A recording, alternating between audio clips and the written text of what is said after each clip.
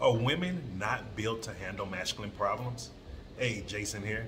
And that is the question of the day. But most importantly, if you've been watching the channel, you've been seeing me go through Johannesburg. You're going to start seeing me in Botswana in a couple of days.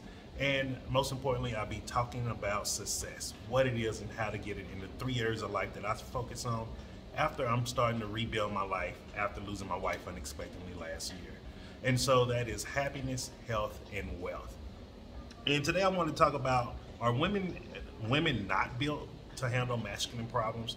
Because this video popped up on either TikTok or YouTube Shorts.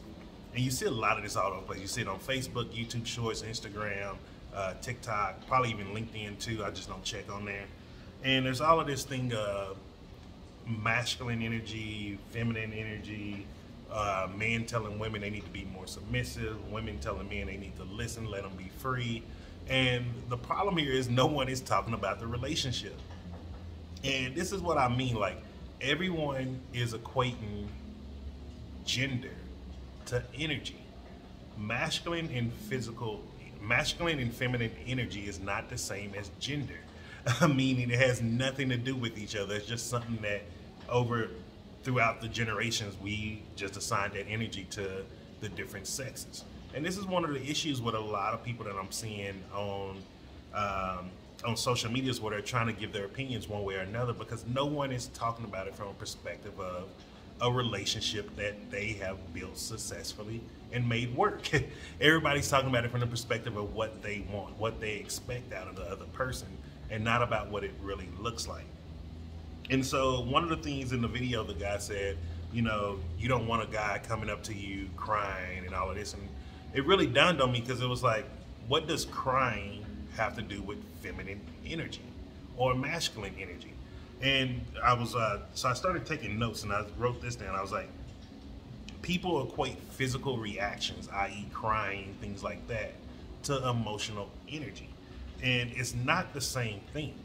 Just because your body releases tears and things like that, like I cry when I'm in a happy state. You could cry just seeing something beautiful. Like crying is not a feminine thing. That is just a human trait in these avatars that we live in. These avatars cry. And it can cry and it just does as much crying from pain and things like that. And so I really started thinking, and I'm like, okay, what is going on here? Why is there all of this turmoil, all of these people that are pretty much attacking each other when they really want the same thing? And it came to this. It's people's mindsets. We don't understand what a mindset is. We have not been taught correctly what this avatar is, what the mind is. So many people think their mind is their brain. We're talking about, there's levels to this. The mind is the conscious mind, the subconscious mind, and this human avatar, the body, all combined, which means it's about your emotions, your feelings, your thoughts, your actions. All of those things compromise your mind. And a mindset is a habitual way of thinking. And to break that down even easier is, we have to understand we think in pictures. And because we all think in pictures, the same words do not create the same picture for each of us. This is something that is very easy for me to understand and relate to traveling around the world, because like you go to certain places, like they use the same name, but what you get back is not the same. And just to give you an example, when I first left the United States and was in Panama, man, I was so happy to find a tamale place. And when I got that tamale, I was so disappointed. I was like, this is not a tamale. Like, this is horrible. It just looked like a wet diaper. Then I went to Colombia, South America. I was like, oh, okay, tamales, maybe better Latin culture here. It was even worse. It was like all sorts of shit in it. And I was just like, oh, okay, so let me just stay away from tamales unless I go back to the United States and eat some Tex-Mex tamales, or go to Mexico. And that's just a funny way of showing it to you, but this works for every single thing. Like, let me give you another example of it. And if you're here in South Africa, especially in Johannesburg, leave a message below, a comment on this. When I say Johannesburg CBD, what image comes to your mind? Like, if you're in South Africa and you live in Johannesburg, Pretoria, any other province out here, what image comes to your mind? What are the first words that come to your mind when you hear Johannesburg CBD, Central Business District in Johannesburg? if you're the average ordinary South African out here, you're gonna be thinking like, oh, it's dangerous, you're gonna get robbed, it's the worst place, why would you be there? And I'm telling you, the image I see is nothing but opportunity, hardworking people, people that are trying to get ahead in their life, people that are out here, they're on the cutting edge of trying to get into investments. You know, they're out here looking for the new opportunities, looking for new money, new growth in their lives. And so when I tell people like I live in CBD area, they're like, yo, why are you here? And I'm like, you have to come see what I see. And then you'll understand, because you have to change that image. And this is really crucial because when it comes to relationships, we build images off of the relationships that we see in our lives, usually from our parents, our siblings, or our extended family, aunts, grandparents, things like that. And most of us don't realize we equate some of the most toxic traits that we've seen as love in a relationship. And because we don't understand, like, that's not what we want, that's just what we saw, it's stuck inside our mind. So we're habitually looking for those things to feel love. And to give you an example of that, and this is just shows you how crazy it is. So I grew up, I'm an 80s baby. However, everyone else in my family, they had their kids in the 70s. So I literally came 10 years after everyone was already born. It was just, hey, there's Jason. So it was just me by myself. And so with that, I didn't grow up with a big family connection, a family bond. Like, a lot of times people think I was there for a moment, but they don't realize how young I was during those moments. And so actually when I was aware, like maybe 6 or 7, like there wasn't that many family functions anymore. It was more of, you know, hey, Christmas time, you may see somebody, maybe Easter, you go to church, but it wasn't those big family gatherings.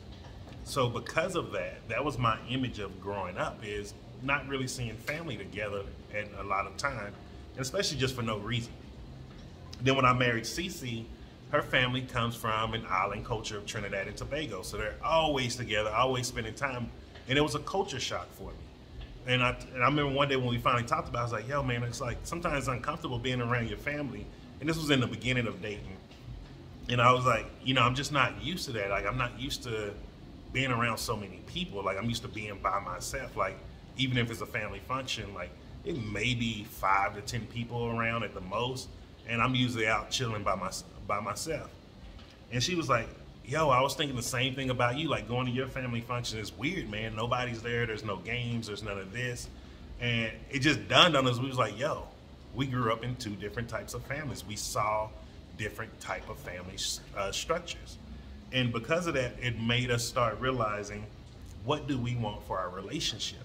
How do we want our relationship to look? And because we knew at that time in our life we didn't want kids, you know, we started building our relationship around what we wanted. We started realizing we wanted to travel, we wanted to see the world, we wanted to go to places that people would just dream about at a very young age. We didn't want to wait until we're 60 or 70 and then finally trying to see the world. And we wanted to do it while we were young. And so that's what we started doing, and we built with our relationship. Now, the funny thing about it is the masculine and feminine energy within our relationship was usually opposite sometimes. I did most of the cooking and cleaning until we hired maid service, because it came to a point where I was like, this cleaning ain't my thing, yo. I'm like, I don't mind cooking, but I'm getting sick of this cleaning. And then we started hiring maid service help to keep the places clean. And Cece handled most of the businesses online and most of the actual finances, budgeting and things like that, which was the masculine energy. And the reason why we kept it that way, even when people told us not to, even mentors told us the man need to be handling the masculine energy, I was like, look, man, you're better at that than me. That is not my strong suit.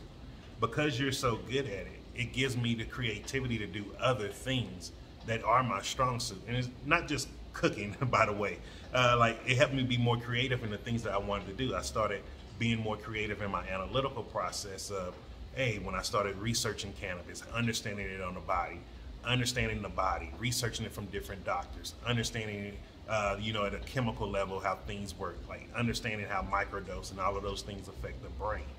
Because she was able to take the burden, and it really wasn't a burden because it was her strong set of handling the finances, it let me be creative in my masculine energy, creating other things. And like, this is what we have to start talking about in relationships. You want to see where each other complements each other.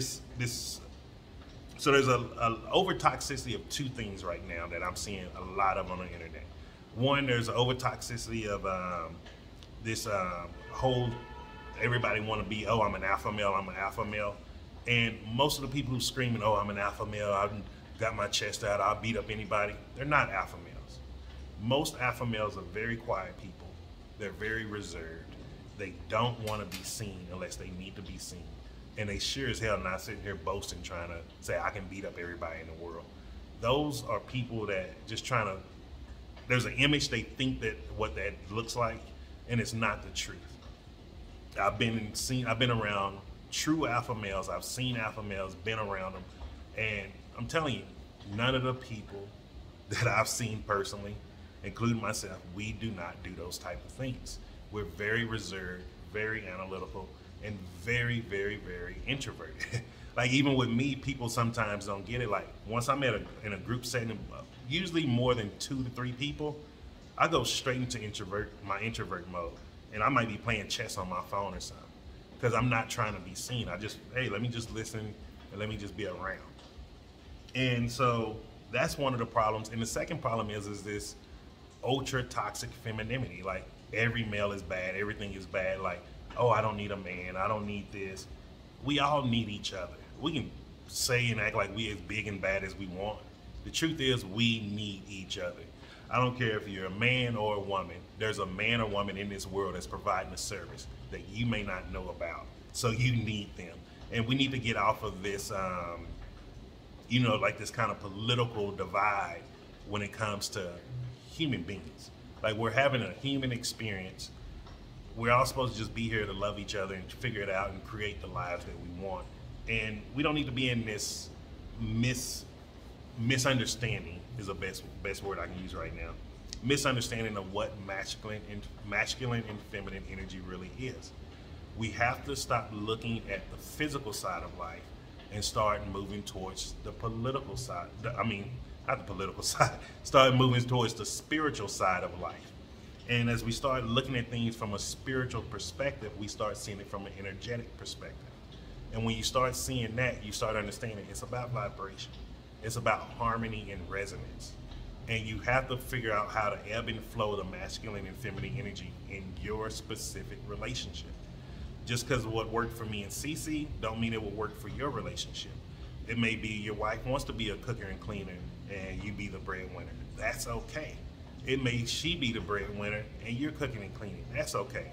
It may be you both say, hey, this is how much we need to make. Then we just gonna travel the world, do what we want. That's okay too. Like, whatever you want to do is okay, but you have to create that resonance within your relationship. And you got to remember, you're blending 2 individual people into one. And the best way to do that is focus on the relationship as a separate entity. Look at it that way. So I'm gonna just drop it there, because I know there's a bunch of nuggets in this one. And so if you like this video, hit the like, make sure you subscribe to the channel, and also share this content out, because that's one of the things we need to do, start sharing more, because you never know who could benefit from this type of information. And I'll see you tomorrow. Actually, Monday, be looking forward to me. I'll be doing my first video in Botswana and Gaborone. So I'll see you Monday. Tomorrow, I'll see you here, 'cause I'll be packing up, getting ready to go. And then Monday, you will be seeing the first sights of Gaborone with me.